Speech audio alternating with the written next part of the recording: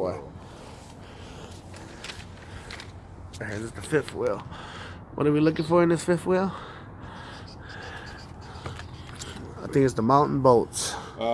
Mounting bolts. Yeah. Check that bolts and nuts are not loose, are missing. All right, we got this right here. Bolts and nuts. Go ahead. I'm just gonna point at them as you read it. Check that rust trails, which may indicate loose nuts. Check for rust trails, which may indicate loose nuts. Nuts right here. Nuts. Check for shiny metal filings that may indicate shifting.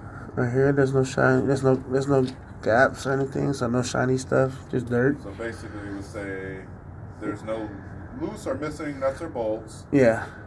No rust trails Yep. to indicate any loose nuts. Well, okay, never mind. This is just bullshit. this is bullshit, man. I mean, could you? What's next on that thing? On the list? The sheet? Catwalk, did we do mounting bolts? Yeah, we did. We're on the fifth wheel now. wheel. Yeah. Release arm. It's release arm? Yeah. Oh, platform. Platform, yeah. So platform is where? Right, see right here? That's the platform. The fifth wheel platform. It's just flat piece. I think we're checking for the upper mounts and bolts. For cracks and breaks in platform structure above the upper mounting bolts that support the fifth wheel skid plate. Right here. Check for loose or missing pins and cotter keys. This is pins.